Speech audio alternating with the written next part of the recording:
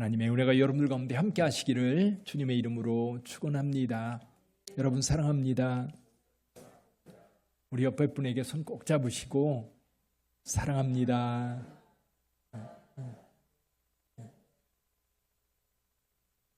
어젯밤에도 바람이 얼마나 부는지요.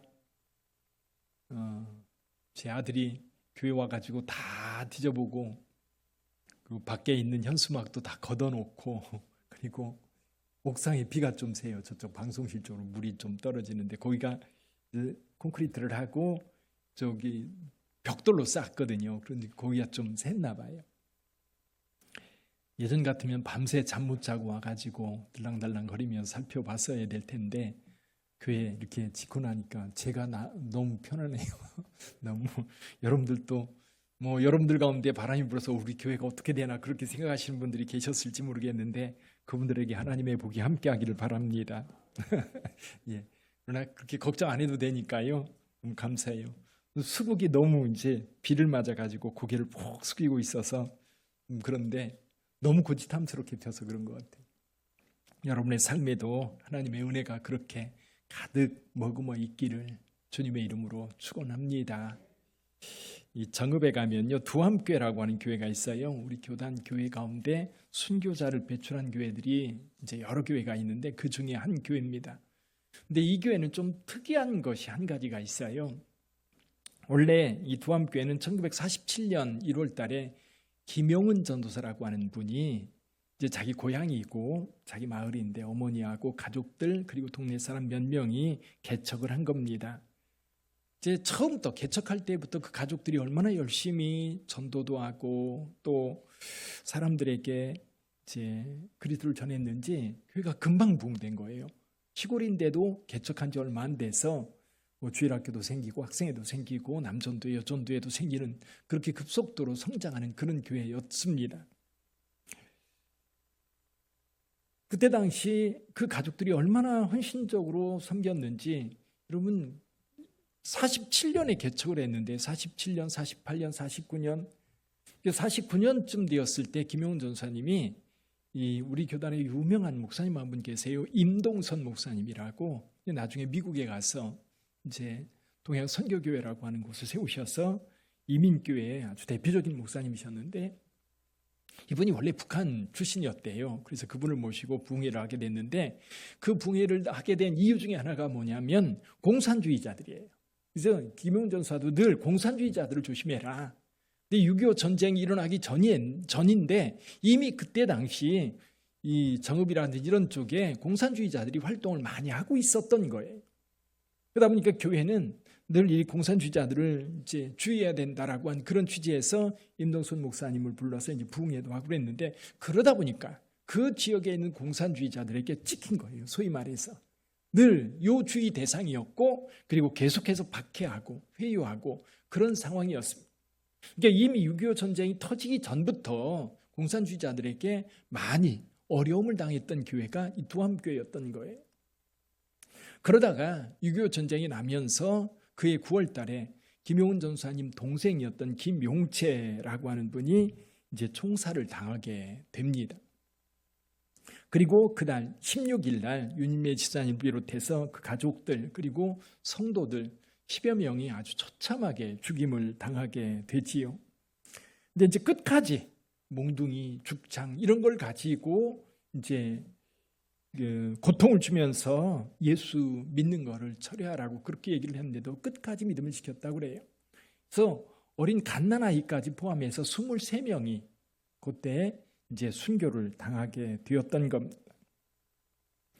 근데 문제는 얼마 안 있어서 서울이 수복이 되고 그리고 군인들과 그리고 김용은 전사가 이제 들어오게 된 겁니다. 그때 6.25 전쟁이 나면서 피했다가 군인들과 함께 들어왔는데 들어올 때 어떤 일이 벌어질까요?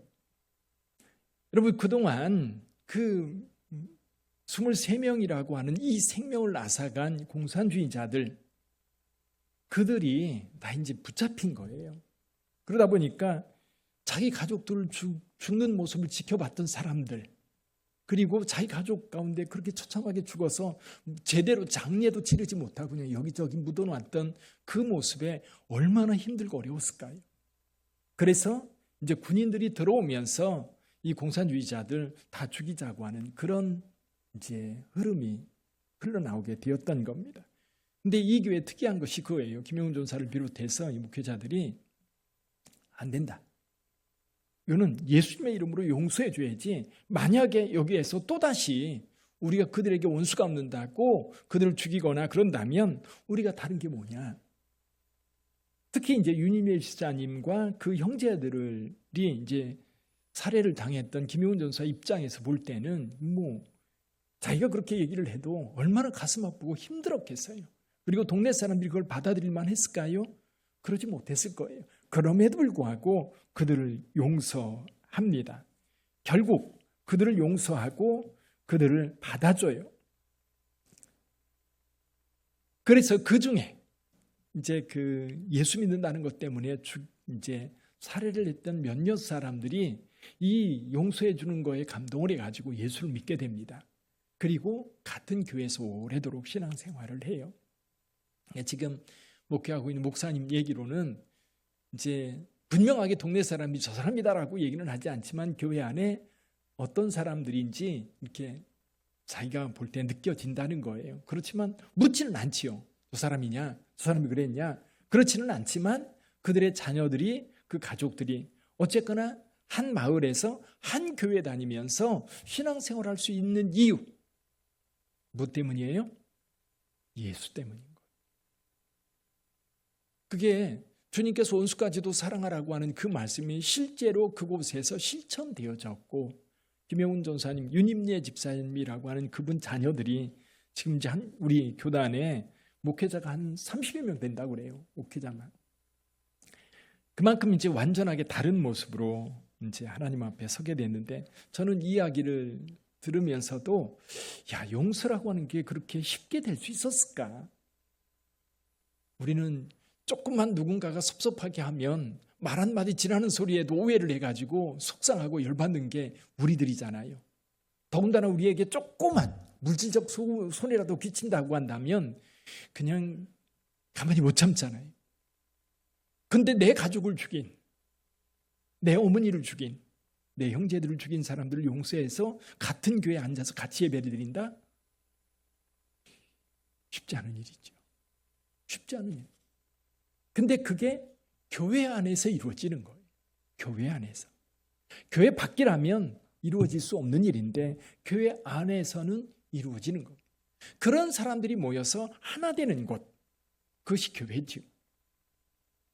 자, 오늘 본문의 말씀에서 사도 바울은 분명하게 이야기하고 있는 것이 있어요. 그러면 이방인과 유대인이 예수 안에서 하나 되었다라고 하는 거예요. 할례받은 자들, 즉 유대인들은 할례받지 않은 이방인들에 대해서는 철저하게 외면하고 같이 식탁을 대하지 않고 그랬습니다. 이게 사도 베드로가 고넬료의 집에서 같이 거기에 머물렀다는 이야기를 예루살렘 교회가 듣고 이 베드로에 대해서 문책했던 사건이 있었어요. 근데 베드로가 어떻게 얘기를 해요? 성령께서 인도하셔서 그 집에 가서 이렇게 했는데 내가 무엇이고 한데 하나님의 뜻을 거스르겠느냐? 그렇게 이야기할 때 예루살렘 교회도 잠잠히 더 이상 묻지 않고 그렇게 갔어요. 근데 그만큼 유대인들과 이방인들은 그렇게 분리되어 있었던 사람들이에요. 같이 할 수가 없었던. 유대인들이 볼 때 이방인들 그렇고 이방인들이 볼 때 유대인들 너무 고집스럽고 너무 자기만 아는 그런 공동체여서 거기 접근하기도 싫고 같이 어울리기도 싫은.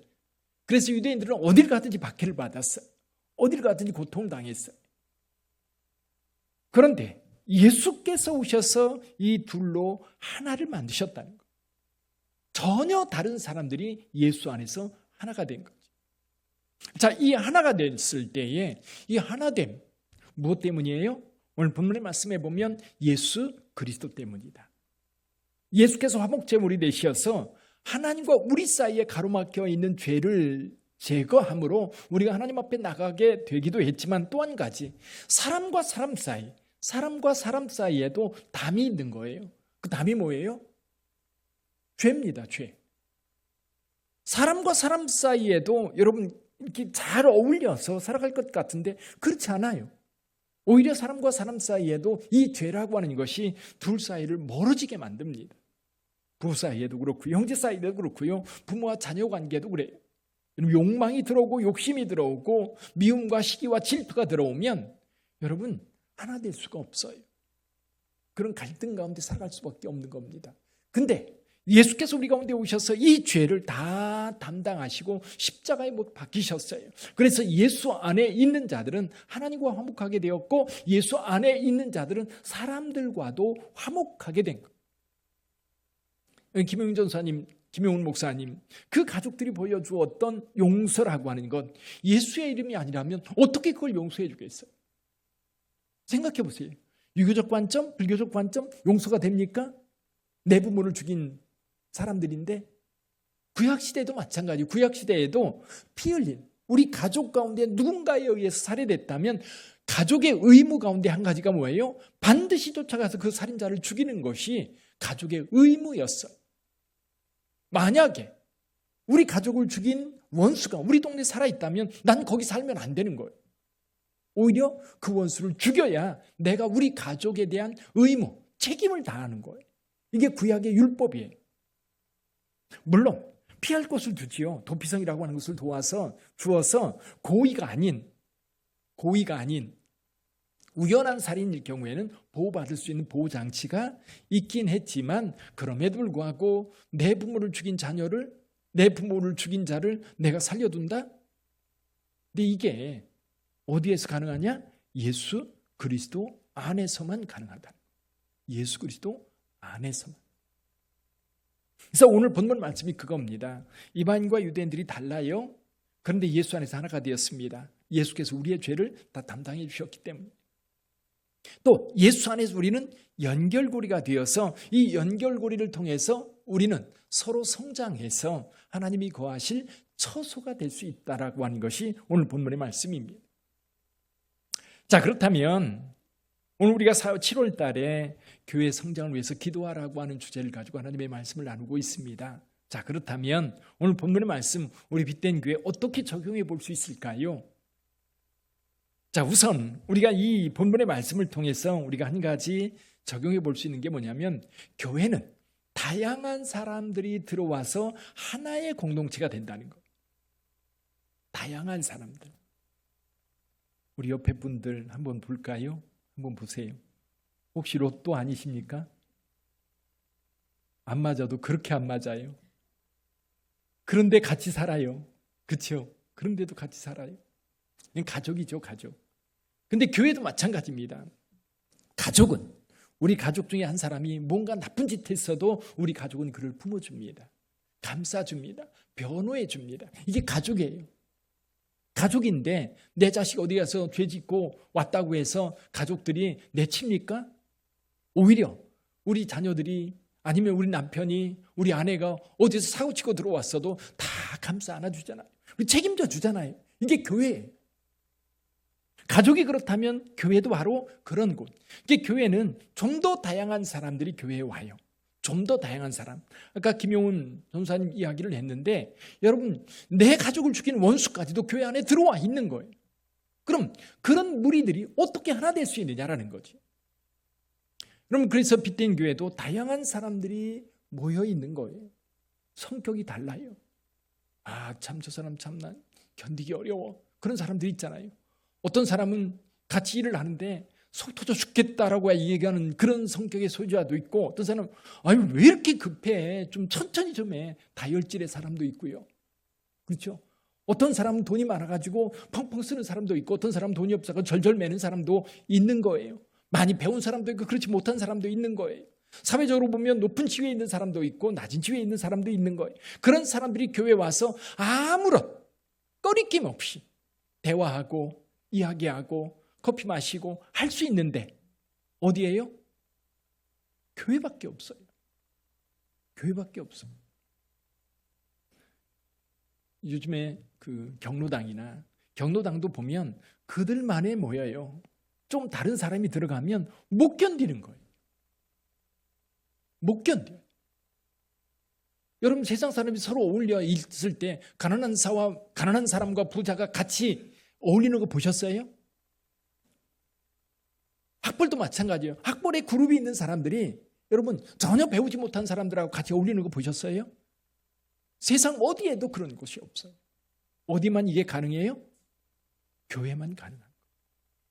교회 안에서 여러분 이게 가능해요. 어른이들과 아이들, 어른과 아이들, 할아버지들하고 손자 같은 아이들이 교회 안에서 같이 이렇게 어울릴 수 있다면 그게 바로 교회인 거예요. 전에 원주에서 목회할 때 이제 그 발달 장애가 있는 어른들이 교회 나온 적이 있어요. 근데 교회 안에 어린 아이들이 많은 거예요. 어린 아이들, 주일학교 아이들이. 근데 그런 이제 아저씨들이죠. 아저씨들하고 같이 신앙생활 하다 보니까 우리 교회 아이들은 장애인 복지관이라든지 이런 데 가면 그 사람들이 낯설지 않아요. 그냥 우리 교회 아저씨야. 근데 이걸 처음 보는 아이들은 이 장애인 복지관이라든지 이런 데 가가지고 못 견디는 거예요. 다양한 사람, 몸이 불편한 사람도 나이가 많은 사람도 그런 모두가 교회 안에서 하나 될 수 있다. 이게 교회다. 할렐루야. 그래서 교회는 병원이라는 얘기를 합니다. 교회는 천국이 아니에요. 무슨 뜻이냐면 교회 안에 세상 사람들은 교회 다니는 사람이 뭔가 하나 잘못하면 온 언론에 난리가 납니다. 그러나 세상 사람들이 뭔가 잘못했을 때는 그런 일을 해요. 근데 교회 다니는 사람들, 특히 교회 직분자들, 목사님이나 장로님이나 이런 분이 사고를 쳤다고 한다면 세상이 발칵 뒤집어지잖아요. 이유가 뭡니까? 그들은 다 천사일 거라고 생각하는 거예요. 근데 어떠세요? 옆에 분 한번 보세요. 천사입니까? 천사 맞아요? 같기도 하고 아닌 것 같기도 하고. 그렇죠? 교회는 그런 상처받은 사람들, 아픈 사람들, 또 성격이 왜곡된 사람들, 성숙하지 못한 사람들, 그런 사람들이 교회 왔을 때에 교회는 그들을 정죄하고 내쫓는 게 아니라 그들을 받아주는 거예요. 저도 병원에 자주 가는데 병원에 가면 별 사람들 다 있습니다. 그럼 병원에 가면 무슨 생각이 드느냐면 세상에 아픈 사람들밖에 없네. 그렇죠? 병원에 가보신 분들은 그렇게 느껴질 거예요. 가면 다 아픈 사람들 많아요. 근데 그들이 잘못한다고 아프다고 구박하는 사람 아무도 없어요. 그냥 다 받아줘요. 중요한 거는 그렇게 병원에 와서 이 병자들이 치유받고 나가는 거예요. 치료받고 나가는 거예요. 교회도 마찬가지예요. 그런 사람들이 들어와서 여기서 하나님 말씀 배우고 서로 사랑하며 서로 성장해 가는 거예요. 변화되어 가는 거예요. 이게 먼저 믿은 사람들은 먼저 변화되어서 그들을 변화시키는 사람들이 되어야 되는 거예요. 근데 나하고 다르다고, 내 생각과 다르다고, 내가 가지고 있는 것과 다르다고 구박하고 타박하고 그런다면 교회는 교회가 아닌 거예요. 그래서 다른 사람들이 교회에 들어와서 다 섞일 수 있도록 우리는 마음이 열려 있어야 돼요. 왜? 나 자신도 그렇거든요. 나 자신도 부족하고 나 자신도 여전히 죄악 가운데 있고 나 자신이 여전히 연약한 가운데 있기 때문에 연약한 자들을 돌아볼 수 있어야 돼요. 자, 그런 사람들이 모인 곳이 교회다. 그러니까 교회에서는요, 여러분 다른 사람이 어떻게 행동이 이상하다고 그래서 이상하게 보지 마세요. 당연한 거예요. 믿음이 약할 수도 있고 좋을 수도 있어요. 성격 유별날 수도 있고 그렇지 않을 수도 있어요. 돈이 많을 수도 있고 그렇지 않을 수도 있어요. 많이 배웠을 수도 있고 전혀 못 배워서 대화 자체가 안 되는 경우도 있어요. 그러나 교회예요. 교회. 자, 그렇다면 그런 사람들이 모였을 때에 그러면 그런 사람들과 사람 사이의 연결고리, 이 접촉점 뭘로 잡아야 될까요? 접촉점. 요즘에 좀 규모가 있는 교회들 이야기를 이렇게 이제 뭐 저도 그 속에 들어가 있는 게 아니니까 이게 들리는 얘기들이 뭐냐면 그런 교회들에 가면 이 클럽 같은 모임이 많대요. 클럽. 남전도회, 여전도회, 뭐 구역, 팀 이런 게 아니라 끼리끼리 모이는 거예요. 남자들 보면 테니스 클럽 또는 골프 클럽, 특히 이제 좀 큰 교회들은 골프 클럽이 있대요, 남자들. 그래서 이제 뭐 쉬는 날 되면 그 교회 성도들 가운데 남전도회 몇 명이 어디 가요? 라운딩 가는 거예요. 여자들도 마찬가지예요. 그런 그룹들, 그래서 정기적으로 모여서 커피 마시고 아니면 강남에 집 보러 다니고 뭐 이런 그런 사람들끼리 모이는 그런 모임들이 많아지는 거예요. 교회는 그런 곳이 아니에요. 교회는 다양한 사람들이 함께 접촉점을 마련해야 되는데 어떻게 접촉점을 마련할 수 있을까요?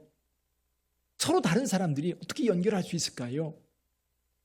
그러니까 이 전기 자전거가 있는데요. 그 배터리가 있어요. 배터리에 이 전기선을 연결하는 게 두 개가 있어요. 하나는 충전구가 있고 하나는 그 모터로 연결하는 데가 있어요. 어떤 분이 그랬대요.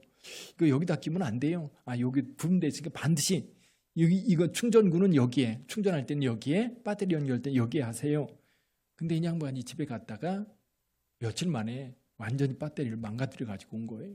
왜 이렇게 됐습니까? 그랬더니 그럼 충전구에 충전할 수 있는 게 꽂아야 되잖아요. 근데 딴 데 꽂은 거예요. 안 맞는데 억지로 밀어넣은 거예요. 그러니까 어떻게 됐어요? 망가진 거예요. 고장난 거예요.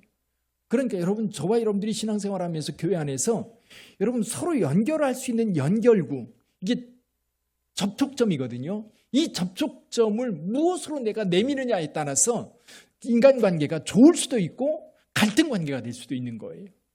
우리 각자가 내미는 충전구, 즉 주변 사람들과 접촉하는 접촉점이 뭐여야 되느냐면 예수 그리스도여야 되는 거예요. 할렐루야. 내가 내미는 접촉점도 예수 그리스도여야 되고 상대방이 내미는 접촉점도 예수 그리스도가 되어야 되는 거예요. 근데 서로 내미는 게 예수 그리스도가 아니고 다른 걸 내밀어요. 학벌을 내밀고 어디 사느냐를 내밀고 또는 뭐 재산이 어디냐, 어떤 거냐라고 하는 걸 가지고 내밀고 어디 출신이냐, 어느 지역 출신이냐 이런 걸 가지고 자꾸 그걸로 충전구를, 접촉점을 삼으려고 하니까 안 맞는 거예요. 안 맞아요. 그러니까 로또라고 얘기하는 거지. 안 맞는 거예요. 안 맞으니까 어때요? 교회 안에서 시험 들고 갈등이 나오고 다툼이 생기는 거. 사랑하는 성도 여러분, 그래서 저와 여러분들이 이렇게 연결고리를 연결할 때 뭘로? 예수 그리스도, 이쪽도 예수 그리스도. 그러면 접촉점이 생기는 거예요. 잘 맞는 거예요. 아멘. 예수로 서로 교통하시기를 주님의 이름으로 축원합니다. 예수, 내가 가진 어떤 것으로 하려고 하면 안 맞아요. 그러면 예수 그리스도로 우리가 접촉점을 맞추어서 연결이 되면 서로 영향을 주고받으면서 함께 성장해 갈 수 있어요. 연결이 돼야 함께 성장이 되지. 뭘로? 예수 그리스도로. 할렐루야. 예수 그리스도입니다. 다른 걸 내밀지 마세요. 다른 사람이, 상대방이 다른 걸 내밀면 예수님, 그렇죠? 예수님, 예수로 서로 연결고리를 삼으면 우리 교회는 아마 아름다운 교회로 아름답게 성장해 갈 줄 믿습니다. 그래서 교회의 특징이 그거잖아요. 예수님. 그 특징이 예수 그리스도이기 때문에 그 예수 그리스도가 서로에게 있어서 중심에 있어야 되는 거예요. 그러니까 오늘 본문의 말씀, 우리 중심, 예수 그리스도가 머릿돌이 된다라고 하는 것은 뭐냐면 그 교회 중심에 예수가 계셔야 되고 우리 각자도 역시 예수 그리스도가 중심에 있을 때에 우리는 그 안에서 하나가 되는 거예요. 그 안에서 서로 성장할 수 있는 거예요. 그 안에서 함께 커갈 수 있는 거예요. 그래서 빛된 교회 성도님들은 예수께서 여러분 중심에 있고 여러분 교제의 중심에, 사역의 중심에, 또 전도라든지 어떤 일을 할 때 그 중심에 항상 예수가 있기를 바라요. 내 감정이 아니에요. 내 감정이나 또는 내가 가지고 있는 어떤 것이 아니라 그걸 가지고 내밀고 여기 맞는 사람 모이세요, 맞는 사람 오세요가 아니라 예수 그리스도를 내밀고 예수 그리스도 안에서 우리 하나 됩시다. 예수 그리스도 안에서 우리는 형제입니다. 예수 그리스도 안에서 우리는 하나입니다라고 말할 수 있어야 된다는 거예요. 자기 가족을 죽인 원수들을 끌어안을 수 있었던 것도 예수 그리스도 때문에 가능한 거잖아요. 예수 그리스도 때문에 그걸 가능하고 예수 그리스도 때문에 그것이 허용되어지고 그리고 상대방도 자기가 그런 죄책감 얼마나 두렵겠어요. 살인자로. 그럼에도 불구하고 예수 그리스도의 용서뿐만 아니라 예수 믿는 자들의 그 용서와 사랑을 믿고 들어와서 세례받고 구원받는 거잖아. 그게 교회다. 할렐루야. 그래서 빛된 교회는 예수 중심의 교회. 그래서 예수를 중심으로 서로 교제하고 서로 함께 성장해 가면서 하나님의 나라를 이루어가는 아름답고 복된 교회가 되기를 주님의 이름으로 축원합니다. 예, 기도하겠습니다.